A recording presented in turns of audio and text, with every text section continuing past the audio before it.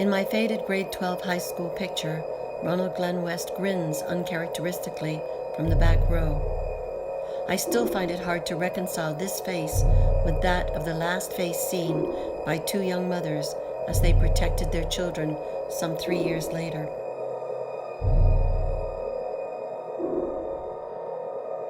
Both rapes and murders occurred in the spring of 1970.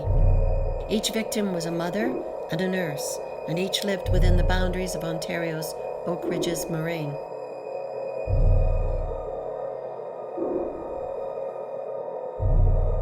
More than one police officer would speculate that the killer was also a cop. It would take over 25 years for the two very cold cases to heat up again. But it doesn't end there, as every detective involved in the case will tell you.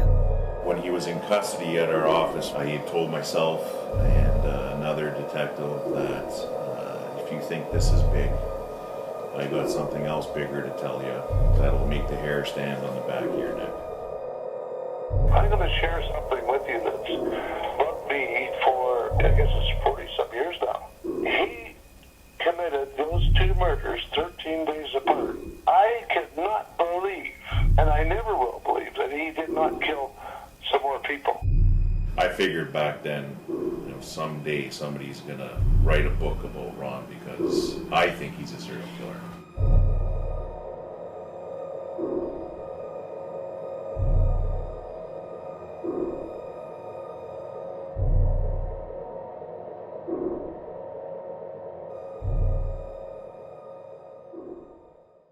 All right, so welcome everyone, and I'm glad you're able to make it out on October 22nd, 2020, an important day for Ann Burke and the Seventh Shot and Latitude 46 as well. My name is Heather Campbell and I'm the publisher for Latitude 46.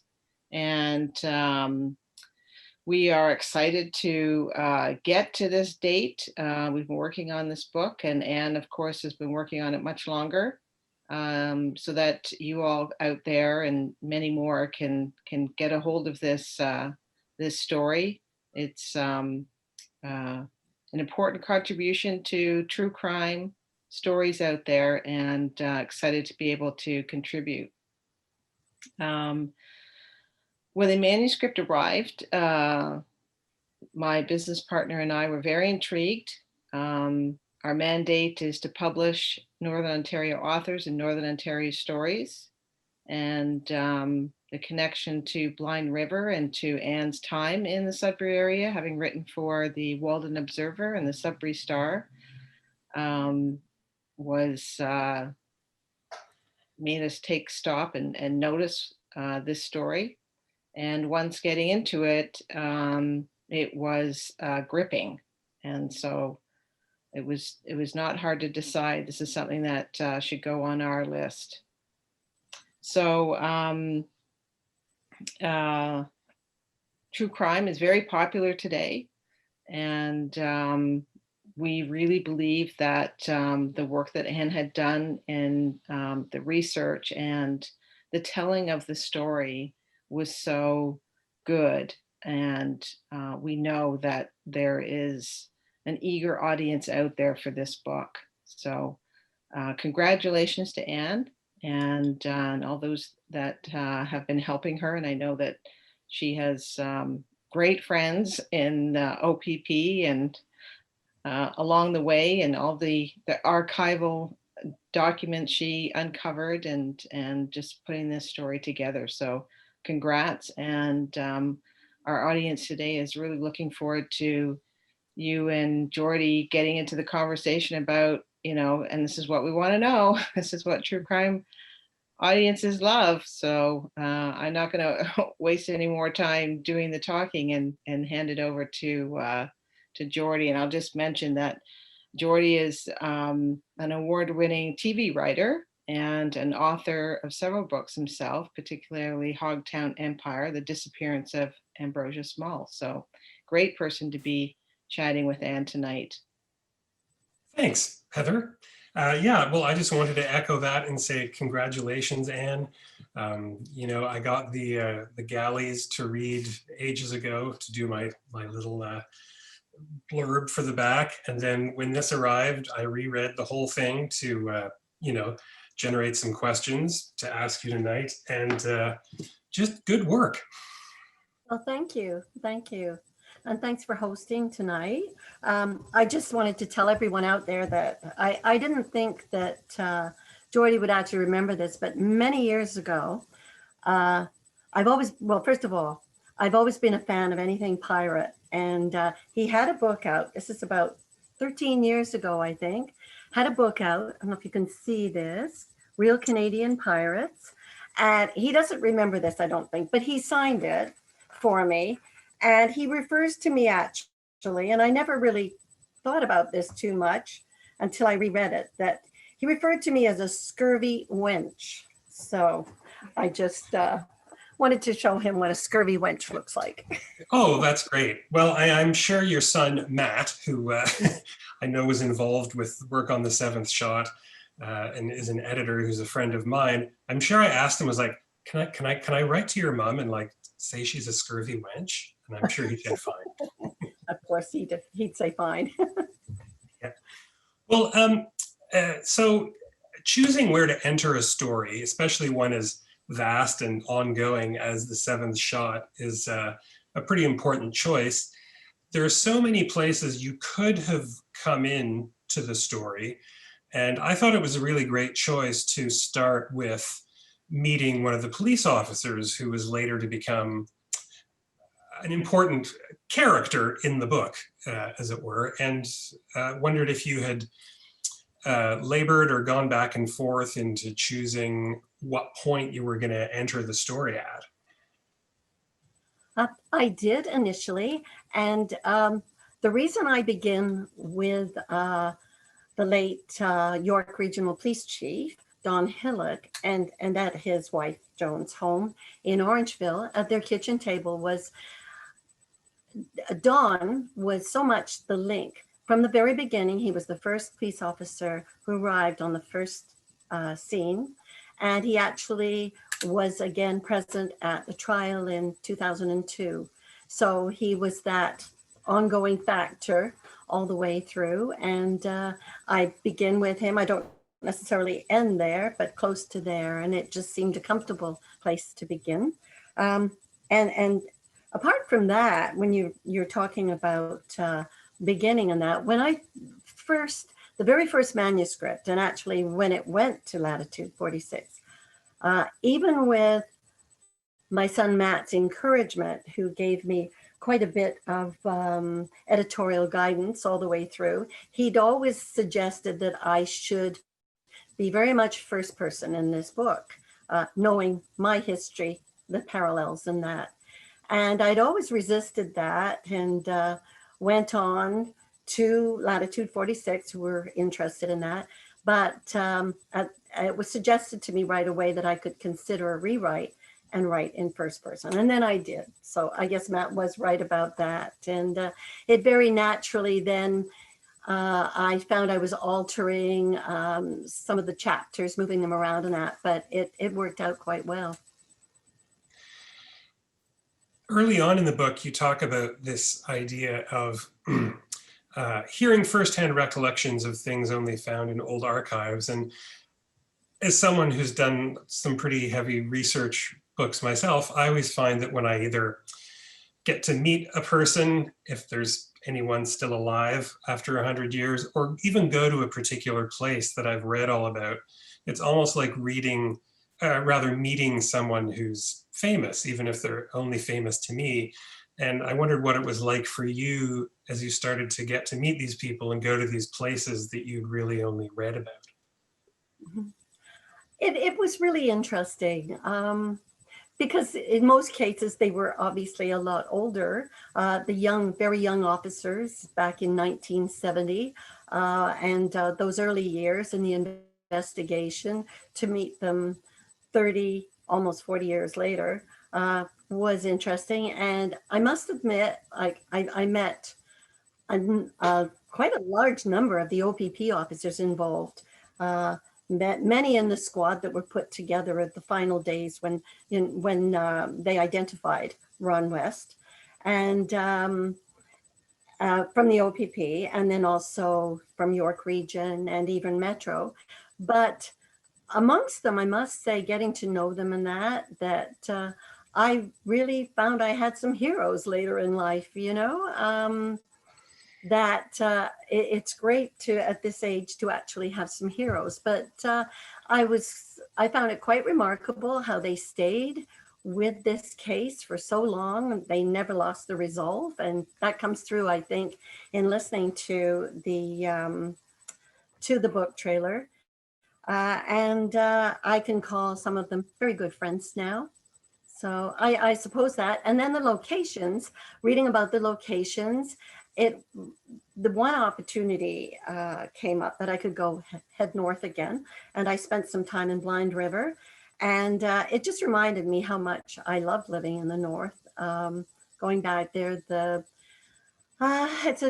more of a gentle sort of living there, a little slower pace, I find, and it was great to go back there. So, do you think the fact that you were from the north and lived in that area, did that help you at all, I guess, to just gain their confidence a bit, do you think?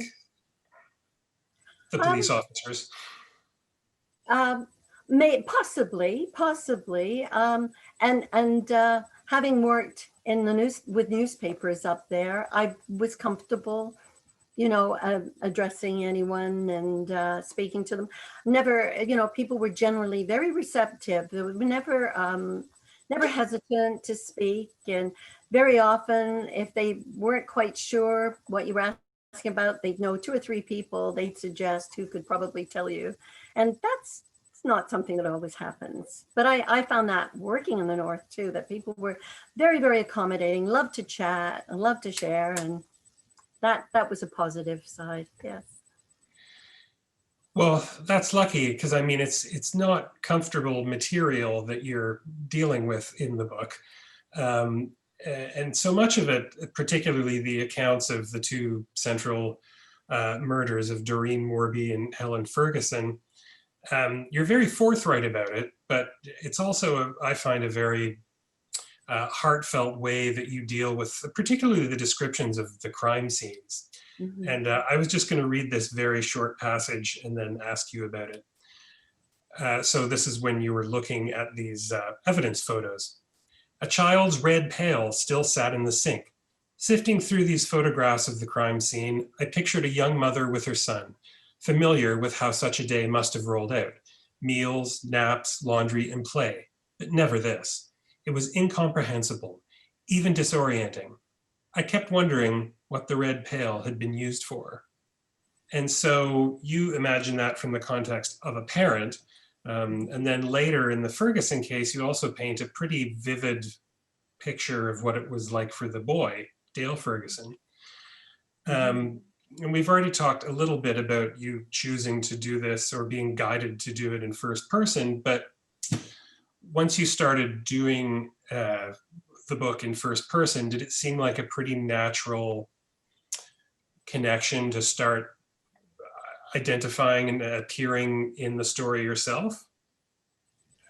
Yes, I felt it was quite a challenge, actually, working around the 2 murders with the young children. I related very much so as not only a mother, a parent, a grandparent, whatever, and it affected me quite profoundly. And I've heard other writers say that too, when you're dealing with material that's maybe being stored for years and you realize you're, digging up this old information and it's very fresh. And I'm not sure if I mentioned this in the book or on my blog, but for some time, I remember when I was writing specifically about the 2 murders and the involvement with the children there, I used to, quite unbidden, have this sort of a vision pop into my head of these sheets on a clothesline just blowing in the wind. And it was odd. And obviously they were Doreen's sheets that are mentioned, but it was that normalcy, I guess, of sheets in the wind and the horror, of everything going on. And it was just, I remember thinking for a while, maybe that would be good for the cover. And I thought, no, this is just your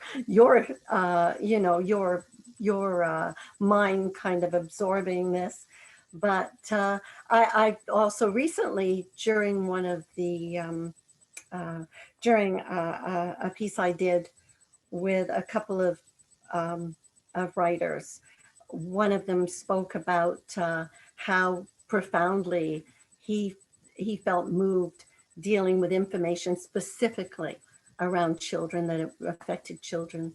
And I know even on my blog, I've got a story about a little girl called Tommy. And it's odd, even around the whole book and other things I've done, I get more information come through about that particular little girl because people are very, very affected by that sort of thing.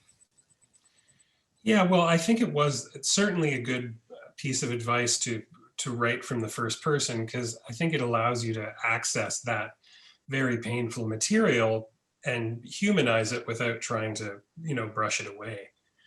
Do you think your work, well, obviously your work as a reporter for years and years on papers in the North influenced your writing style, formed your writing style. How do you think that work experience informed the voice of the book, or did it? I suppose so. I always particularly enjoyed the interviewing aspect of working, whoever I was talking to. And I did most of that in the North, as I mentioned, where people were very comfortable with sharing and had all the time in the world. So I suppose that, and as I said, someone, if they didn't have some information, they'd say, check with Aunt Jane or check with Sergeant so-and-so, and they would call them up and say, so-and-so's coming to see you. So yes, I suppose so. I mean, this massive information, these boxes and boxes of information that I have came from all these chats everywhere. And again, through the archives the individuals I worked with at the archives, they were so forthcoming and so keen. It was rather exciting. They didn't seem to treat their work as a job. They'd be just as excited as I was, when they found something like, we found the mother lode here. And it was great, old stuff that had never been uncovered, sorted out. And then helpful beyond that, I know the gentleman with Freedom of Information up in North Bay with the OPP records, you have to wait for a certain time before you could free this information. And I wanted to express to the families that I was not going to use any pictures that were really graphic or anything like that, to assure them I'd be very respectful of the information. And he went to great lengths to get a hold of the families and let them know that. And I really appreciated that. But that was the sort of thing that really did a lot for me with the book. People all seemed to be a little bit invested in it that I approached. Well, I think we're getting down to probably the last question or two. But in the middle of the book, you recount an event that you felt might have given you a bit more leverage in reaching out to all the police officers. You subsequently received a commissioner's citation for bravery from the OPP, a certificate of commendation from the Governor General of Canada, and it did indirectly spark your interest in what would finally become the seventh shot. I just wondered if you could describe this event, because it is quite unusual and rather exciting. And I remember arguing with Matt that I thought you should start the book with this when he first told me you were doing it, but you were right not to. So I wondered if you could just describe that adventure, for lack of a better word. In the early 90s, 1992, I was working at a rural learning center in an old schoolhouse in Honeywood, which is in the north part of Dufferin County in Mulmer, beautiful Mulmer. And there were just two of us working there, myself and a youth worker, Lois Metz. And We were, Lois would work with the after school group, and we had senior programs, and we had sometimes gun safety courses, everything you could imagine, card groups and that, a lot to support people who were isolated largely. And this particular day, late September in 1992, there was a fellow outside the building painting the window trim, and I was in my office. Lois was putting together the after school projects for the kids to come in. And this fellow came in, the painter, and said, there's something going on across the street. He said, I saw a fellow come out of the house and it looked like a child on the ground, covered in blood and that. And he was pulling them into the house. And gosh, so I couldn't see across the street from my office. So I darted down the steps and out the front door and tore across the street to the house. I got close to the house, and the front step and the front door were all dripping blood, quite a bit of blood. I can remember the smell of it at the time. I can still remember that. And I was no one outside. I banged on the door, no one came. I started going around the back of the building. All the curtains were drawn and circled the house completely, came back to the front. And at some point I was banging the door and I heard some muffled sounds, and the door opened, and it wasn't a child, actually. It was a very tiny, a petite woman at the doorway. And she didn't have anything on other than a house coat over her shoulders. And she had awful looking knife wounds both to her breast and defense wounds on her hands.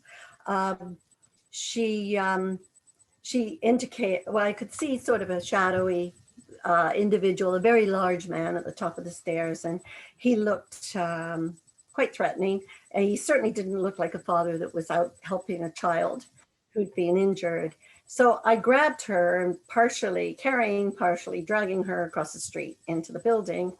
And we got her in. Lois went off to get some towels and things to stop the bleeding. And we called the police, and she started telling us as well as she could what had happened and such. And she was concerned that he might leave and pick up her two children at schools, called the police back again and warned them so they could send out police to guard the school if he should leave. He hadn't left at this point. And I also asked her if he had any weapons, and she said, yes, he may have guns. Well, at this point, there were a few people from some of the houses nearby gathering outside. So I threw up a window and told them in no uncertain terms to get back into their homes for safety. And soon, actually, the fire department, which is pretty typical, the volunteer fire department, arrived first.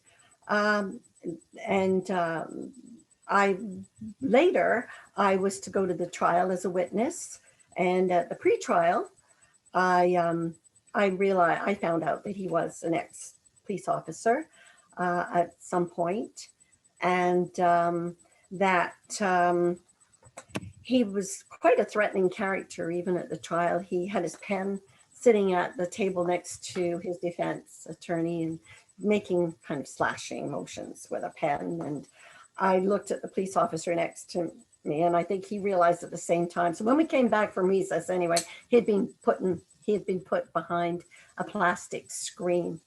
So then we went on to the trial and so on. And this covered like a few years of time. And so by the late 90s, when I was approached by an old friend from school, he mentioned as well that a young fellow we'd attended school with in grade 12 he'd been on the police force in Toronto, and at that time in the 70s had been charged later on with the murder of these two nurses. And I remember thinking, what are the odds of another killer cop, And also I kind of stored all this away with my experience, and this was what came to mind again about the time that I was to start looking at writing a book. Wow.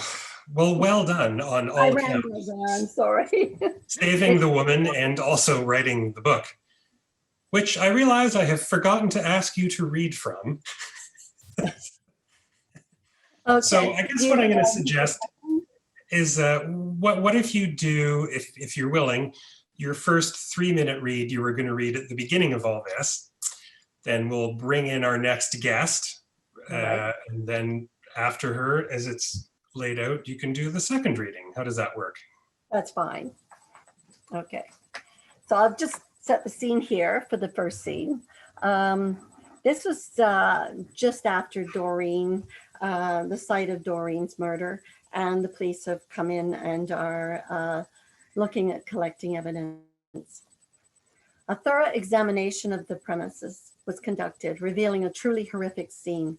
Corporal Charlie Rossum of the OPP Identification Unit took fantastic notes, maintained great continuity of all exhibits, recalled OPP Detective Inspector Don McNeil. The evidence was collected, identified, labeled, sealed in envelopes, and stored with the utmost care.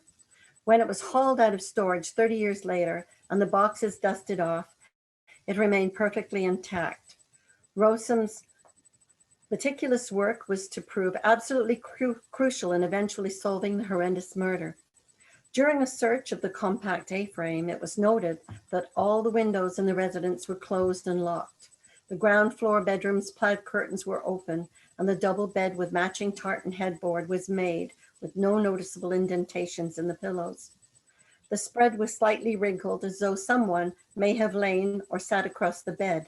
A long mirrored dresser adjacent to the bed sported family photos, a white lace runner, and a jewelry box. A small teddy bear sat as if viewing the room guardedly through the mirror. A white bra and socks lay abandoned on the floor near the bed, and a pair of pantyhose lay across the end of it. A large quantity of blood had pooled in the bedroom doorway and soaked into an adjacent scatter rug. In the kitchen, the stove drawer stood open, revealing pots and pans. In front of the stove sat an ironing board with an empty soup bowl on top, traces of soup and crackers inside. The pan holding the remainder of the soup sat on the stove near the iron. On the counter sat an assortment of plates, mugs, and cutlery, as well as a box of crackers, a jar of instant coffee, and a kettle. A child's red pail sat in the sink.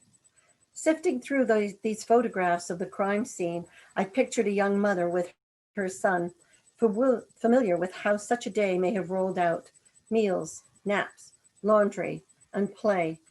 But never this. It was incomprehensible, even disorienting. I kept wondering what the red pail had been used for. It was a home that was dominated by a small and beloved child's presence.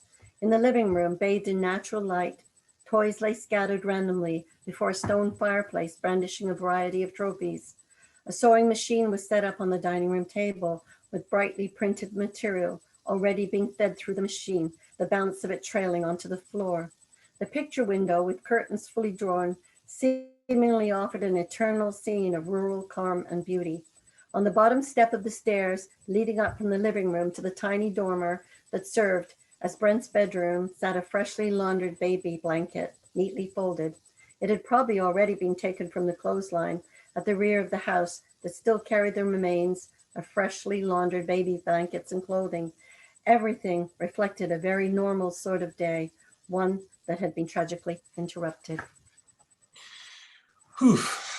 Well, for all the listeners, this is one of the passages that makes it so affecting, this work, and that I think really speaks to your ability to treat difficult material very sensitively and affectingly.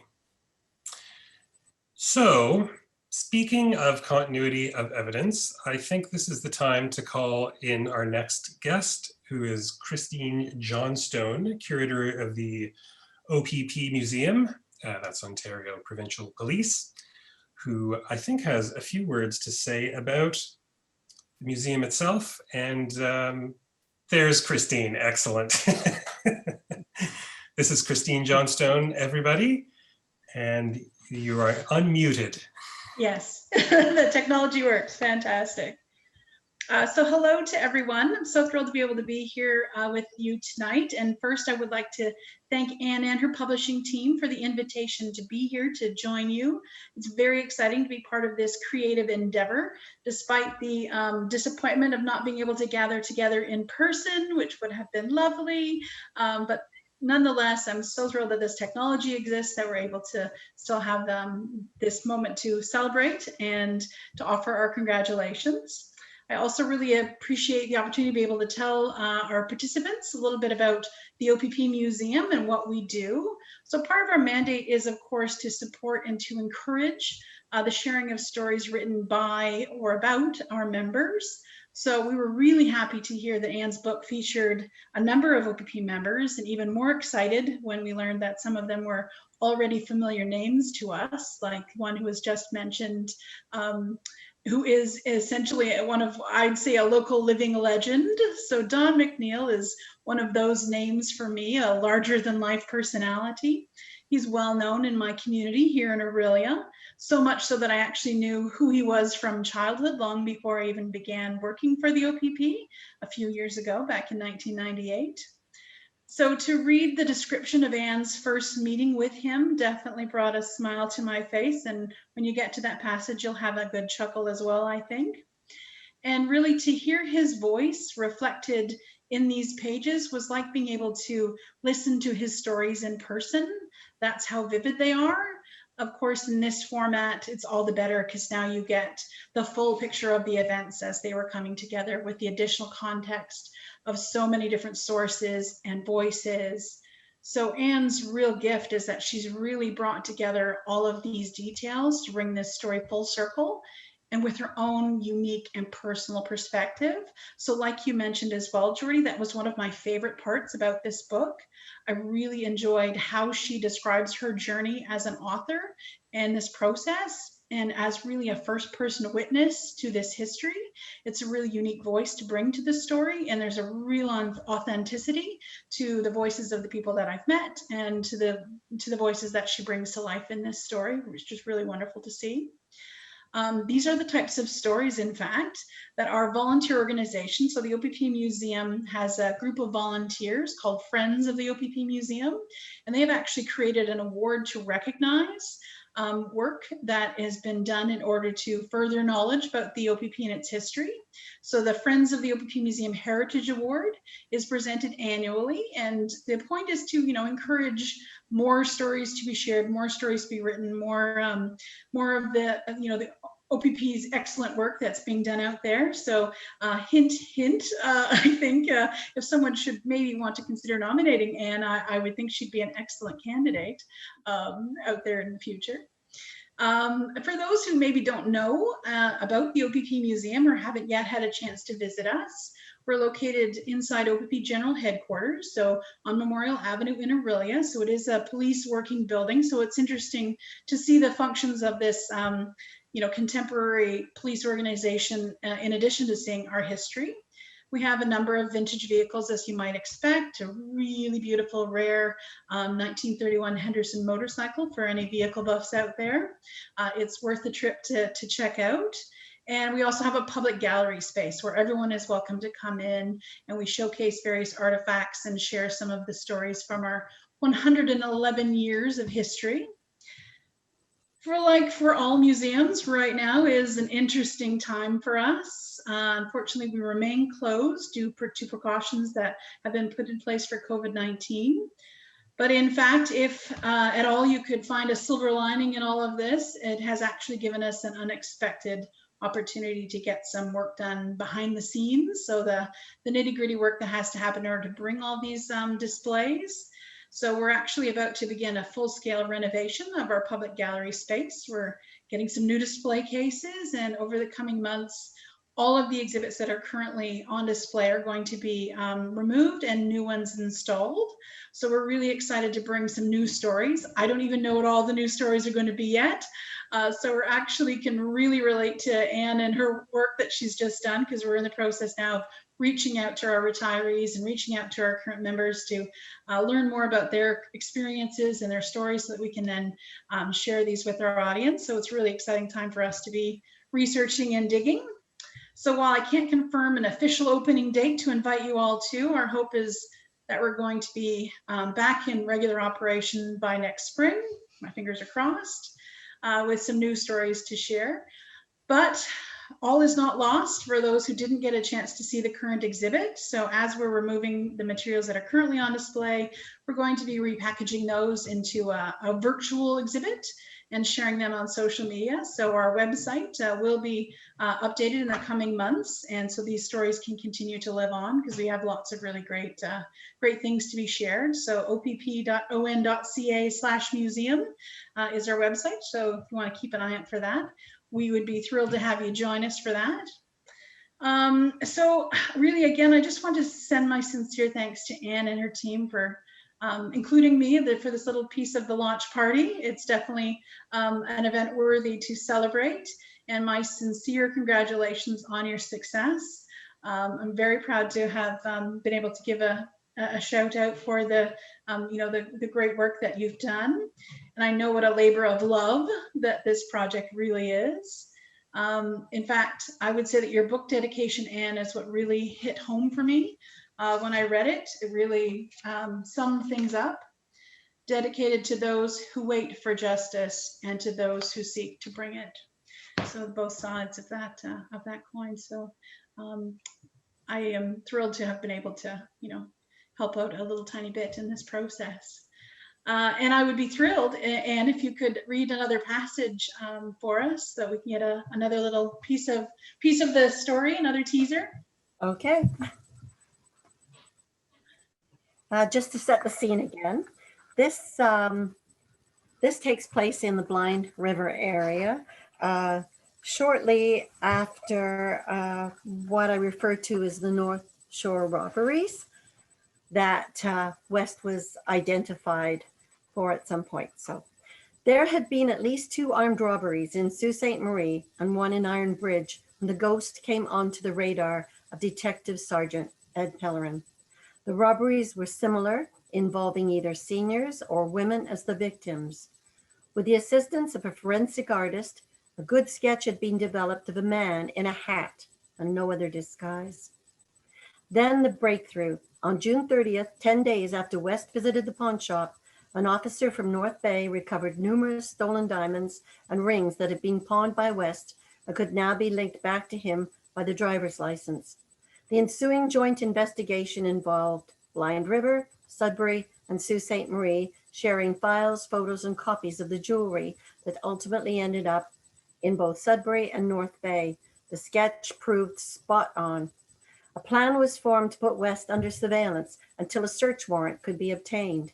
Aware that West had children and not knowing if they were present, Ed and his partner, Detective Robert Bob Birchner, arranged to arrest West outside of his home if possible. A covert team set up surveillance in the Blind River boathouse of the Menard family, 2 doors down from the West residence. As they settled in to wait for the right moment, Kathleen Menard arrived at the boathouse in the midst of their clandestine surveillance with trays of sandwiches and hot beverages for the officers. Her gesture was flawed, but indicative of Northern hospitality.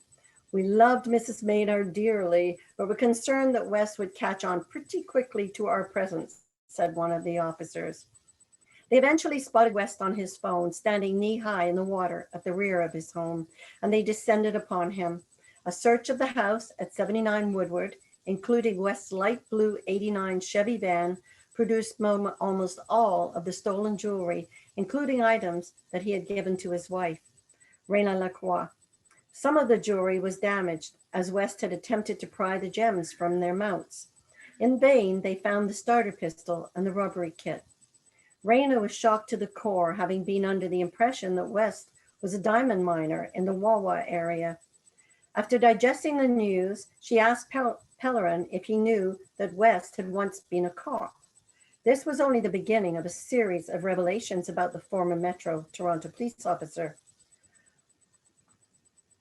West vehemently denied any involvement in the robberies until faced with undeniable evidence, and he finally pled guilty after being identified in a lineup. Was this just the tip of the iceberg? Were there other crimes in West's past? During an interview with Pellerin, West hinted at more. "I have something else to tell you that will make the hair stand up on the back of your neck." At the time, Pellerin thought West was referring to other robberies, which Ed assumed there were, and recalled thinking West didn't seem like the kind of guy to confess of his own volition. On October 3rd, the 48-year-old Ronald Glenn West appeared before the Honorable Justice William Lawrence Whalen of the Superior Court of Justice in Sault Ste. Marie, only a few blocks from Valentino Furs and Jewelry. Assistant Crown Attorney Kelly Weeks prosecuted West on numerous counts of robbery, possession of stolen property, assault, confinement, and possession of weapons. The following day, Justice Whalen found West guilty on all counts and sentenced him to 8 years with a lifetime prohibition of firearms, ammo, or explosives. The sentence seemed surprisingly lenient to some, who suggested West could easily have been given 15 to 20 years. This was at least partially due to the revelation that Ron had been previously incarcerated for armed robbery in British Columbia in the 1970s. The justice explained his judgment. To his credit, he's been able to lead a productive life, free of crime for some considerable time. I accept that he has been a good and caring father, and that is to his credit. Justice Whalen did, however, reference the age and vulnerability of West's victims. All the offenses involved violence and all imposed terror. They were an outrage to the community. When I communicated with Justice Whalen over 20 years later, he expressed surprise at the future revelations with regard to West's history and wished me luck in my research of a very interesting and sordid piece of legal history. Before being discharged to Millhaven Penitentiary, West penned a letter from his cell to the bewildered Raina, suggesting how to handle financial and personal situations while he was incarcerated. Raina, never to trust West again, promptly turned over the letter to Detective Sergeant Ed Pellerin. The letter would gather dust at first, but in time it would become instrumental in the unmasking of a monster. Wow, that's great. It's interesting. So the bit you just read, as it stacks up to the first one is very much setting the scene of one of the murders in the 1970s. And then the last segment you've just read is all about finally meeting West himself. In between, there was a really interesting thing in the book I thought you did, which was that we touched down with this character named the Ghost, who we know is eventually going to be whoever the culprit is, but we don't really quite know when this section of the book is happening. And I wondered if you could just talk a bit about the choice of how you arrived at deciding to refer to this, at this time, anonymous individual as the Ghost. I think the fact that between the time of the murders, the initial 2 murders in 1970, he literally vanished.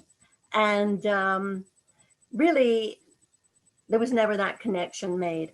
When he moved to the Blind River area with his 2 sons at that time and met up with Raina, he was working in area mines. And it was actually the miners that he had worked with that started referring to him as the Ghost at that time. And they would describe how he would come to work. He wouldn't necessarily communicate with anyone. He would leave. Nobody knew where he went or what he did later on. This kind of paralleled a little bit to what I heard about his early years in Toronto Metro Police, that he would just he'd be there for work. The other cops would meet up, maybe for a drink, or he never did. No one knew where he went, what he did. It was like that.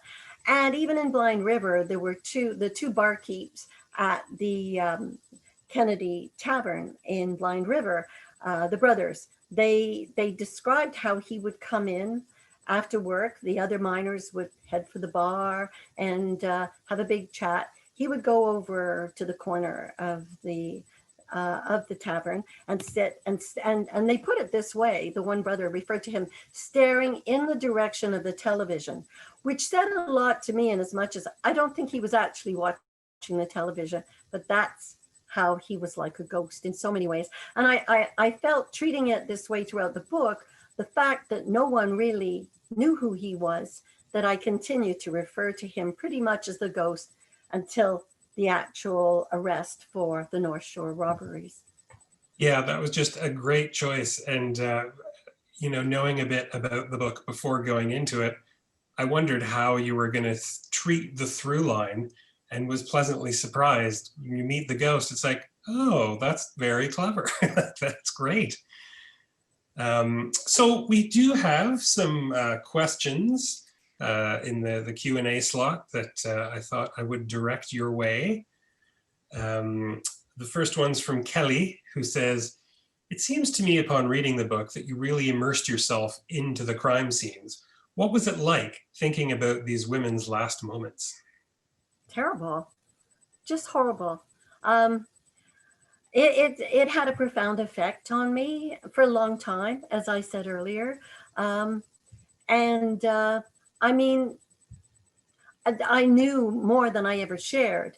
There were things that I couldn't bear to share, and I don't think there was any purpose in sharing, but you still carry them, and I felt very strongly for the family. An interesting thing, I didn't actually talk to any family members during this entire, knowing what they've been through as well, during the entire writing of the book.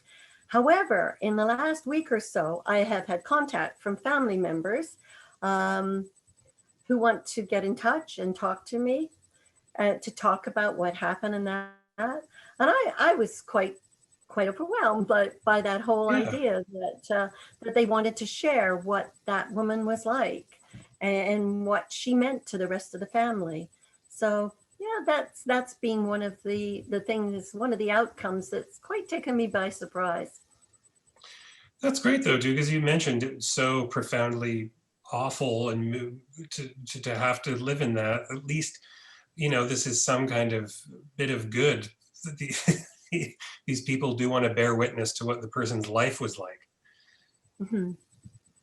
So the next one is from Anita, who says, "I know you want to take a deep breath after this launch, but do you have an idea about what your next project might be?" I do, in a way. What I would like to do is something quite different, something that you could probably have on the coffee table and even let children look at. I've really been interested in the police officers that handle the dogs and their stories. And the museum, I'm not sure if you're aware, but one of the things the OPP Museum, as a fundraiser, they do is they have a calendar every year featuring these beautiful graphics of the officers with their dogs and a little bit about them. And I found that fascinating, and I thought that might be something to hook up with a graphic artist or something and do something like that, a little lighter. Having said that, I still am just very, very excited about doing more research in some aspect. So I'm somewhere in there, and at 73, thinking about going on and starting another, part of this career. Yeah, it's kind of mind-boggling, but I like the idea of doing something about the police dogs. I really would. Yeah, that sounds like it would be just great. Everyone loves the dogs. Yes. So our third, and at this point, final question, also from Kelly. "If you could ask Ron West one question, what would it be?" I would ask him if he would be willing to give up the Blind River, the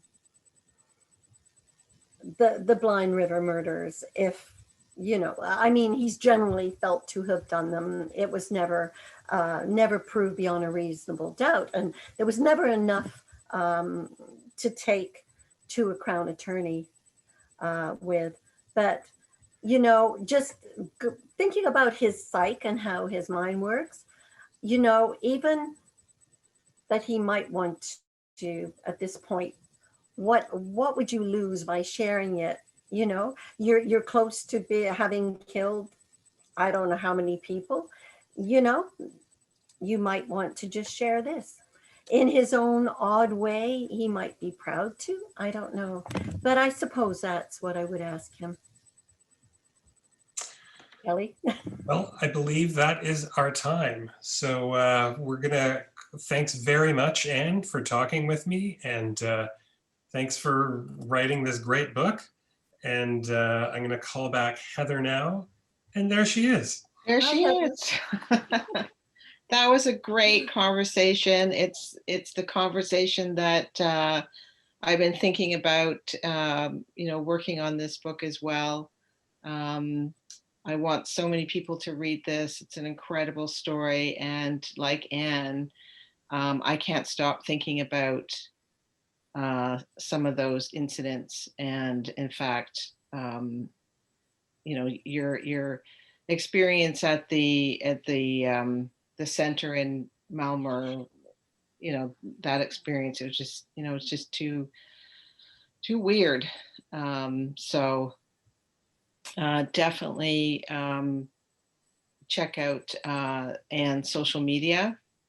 She's been putting more material out there on her social media feed, and of course her website. You can catch the trailer if that trailer didn't come through properly. Apparently not. I was trying to share my screen, so it's a great trailer, and definitely go check it out on social media and on our website. You can buy the book at Chapters Indigo, both in the store. Chapters really likes this book, and they have stocked their stores across Canada, and of course Amazon. But support your independent bookseller. If they don't have the copy in the store, just ask them to order it, and they will. And then of course you can purchase from our little book online bookshop as well. So lots of places you can get it. And who knows, maybe after COVID, we can have a signing opportunity with Anne, and continue to watch for more conversations as we line them up. They likely are going to be virtual, but that's okay. This seems to work. So we do have a book giveaway. So I think we've a few people have left, but if you give me a number between 1 and 21, I'll make sure that person gets a free book. Anne, do you want to pick a number between 1 and 21? Okay, 16. All right, 16. Oh, that is just too weird. I was sitting here going, should I put his name in or not? It's Matthew Burke. What are the chances? Yep. All right, Matthew, you get a free book. You can gift it to somebody for Christmas, maybe, because you know that book inside and out. He does. He does. He was a huge, huge help, as were all my family in their own way. It definitely was largely a family type of thing. Everybody did their bit. Yeah. Well, I'll give you a few minutes there to finish out with anybody that you'd like to acknowledge or thank in the process of putting this book together. Yeah. Well, I'd like to thank my family, and I would really like to thank all the officers that took the time, many of them in retirement, to share their memories with me, and we stay in touch. And sadly, one of the officers has since passed. Was retired York Regional Police Chief Don Hillock, and retired Don McNeil. He's not a well man at the moment, but I hope he's watching us this evening. And to all the other officers, thank you. And yes, and I'd love to thank everyone here tonight. Thank you so much, Geordie. Thank you, Chris. And thank you, Heather, and everybody that joined in. Thank you for attending. Great. Excellent. And I think that wraps us up, and we're 7:56. Boy, we're good. On the nose. On the nose. All right. I think that's it. So tell your friends, buy the book, spread the word, get your reviews on Goodreads, and Congratulations, Anne. Thank you very much. Yes, congratulations. Great work. Thank you. Thank you very much. All right. Good night. Good So long, night. everybody.